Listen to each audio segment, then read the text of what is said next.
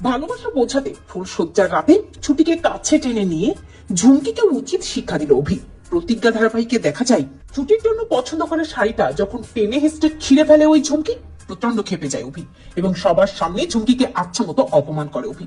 অভির অপমান সাময়িকভাবে মুখ বুঝে মেনে নিলেও ঝুমকি ভাবতে থাকে খুব প্রেম হয়েছে না দুজনের, দুজনের প্রেম এবার আমি ঘুচিয়ে ছাড়বো। এই বলে ঝুমকি রাগ করে প্রায় বাড়িতে চলে যাই। ঠাম্মি ঝুমকিকে বলে কি হয়েছে পরিদিদি ভাই? ঝুমকি বলে জানো তো ঠাম্মি, একটা শাড়ি আমার খুব পছন্দ হয়েছিল, অভিকে বললাম শাড়িটা আমাকে কিনে দেওয়ার কথা, তা দিল না, যা করলো সব তো ওই ছুটির জন্যই করলো। ঠাম্মি ঝুমকিকে বলে পরিদিদি ভাই তুমি কষ্ট পেও না, আমি জানি অভি দাদু ভাই ওই মেয়েটিকে নিয়ে এত বাড়াবাড়ি করছে এবং নিজে শিক্ষাটা পাবে।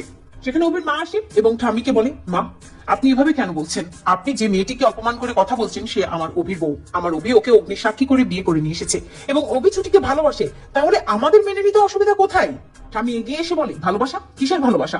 অভি দাদু ভাই শুধু পরি দিদি ভাইকেই ভালোবাসে, অন্য কাউকে না, সেটা কি তুমি জানো না বৌমা? ঝুমকি মনে মনে ভাবে ওদের মধ্যে যে কোনো ভালোবাসা নেই সেটা আমাকে এবার বোঝাতেই হবে, আর প্রমাণ করে ছাড়বো যে অভি যা করছে সবটাই ওই ছুটির ফাঁদে পড়ে করছে, ছুটি আসলে অভিকে ব্ল্যাকমেল করছে। এরপরে দেখা যায় যে ঝুমকি এশার ঘরে চলে যায় চক্রান্ত সাজানোর জন্য। ঠিক সেই সময় ছুটির শাড়ি টাড়ি কিনে ছুটিকে নিয়ে বাড়ি ফেরে অভি এবং অভি যখনই ওই এশার ঘরের পাশ দিয়ে যেতে থাকে তখনই শুনতে পাই যে ওই ঝুমকি এশাকে বলছে এশা দিদি ফুলশয্যায় যাতে অভি আর ছুটি একসাথে থাকতে না পারে সেই প্ল্যান আমাদেরকে সাজাতে হবে। আমার কথা বিশ্বাস করো এশা দিদি, অভি ছুটিকে ভালোবাসে না, ছুটি এমন একটা মেয়ে যে সবাইকে প্যাচে ফেলে, আমার মনে হয় আমার অভিকেও প্যাচে ফেলেছে। ওদের ফুলশয্যা আমাদেরকে আটকাতেই হবে, ওদের মধ্যে কোনো প্রেম নেই, কোনো ভালোবাসা নেই, এই ফুলশয্যা আমাদেরকে ভেস্তে দিতে হবে।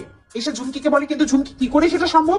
দরজার আড়ালে দাঁড়িয়ে অভি সবটাই শুনতে পাই এবং অভি বুঝতে পারি যে ঝুমকির পেটে পেটে কি চলছে সেটা। অভি প্রচন্ড রেগে যায় এবং ঠাম্মির ঘরের দিকে যেতে থাকে ঝুমকির নামে নালিশ করার জন্য। ঠিক তখনই শুনতে পাই ঠাম্মি অভির মাকে বলছে যে বৌমা তোমার বিশ্বাস হয় যে অভি দাদু ভাই ওই ছুটি নামের মেয়েটিকে ভালোবাসতে পারে, পরি দিদি ভাই ছাড়া আর কাউকে ভালোবাসতে পারে? আমার বিশ্বাস হয় না, এই বিয়েটা সত্যি তো? ঠিক তখনই অভি বুঝতে পারে সবাই তো তাদের বিয়েটা নিয়ে সন্দেহ করছে।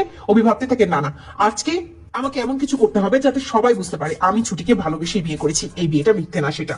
এরপরে দেখা যায় ছুটি যখন নিজের ঘরে থাকে অভি তখন ঘরে যায় এবং অভি বুঝতে পারে যে বাইরে ঝুমকি আড়ি পেতে আছে এবং এসব আছে, ওদের অন্য কোনো উদ্দেশ্য আছে, তাই অভি ছুটিকে ভালোবেসে কাছে টেনে নেয়, যেটা দেখে ছুটি নিজেও অবাক হয়ে যায় এবং অভিকে বলতে থাকে অভি স্যার কি করছেন কি, ছাড়ুন। কিন্তু অভি ছুটিকে ছাড়ে না। তো বন্ধুরা তোমরা এটা যেহেতু এভাবেই যেন ছুটিকে ভালোবেসে কাছে টেনে নিয়ে বাকিদের উচিত শিক্ষা দেয় অভি, কমেন্ট করে জানাতে ভুলো না।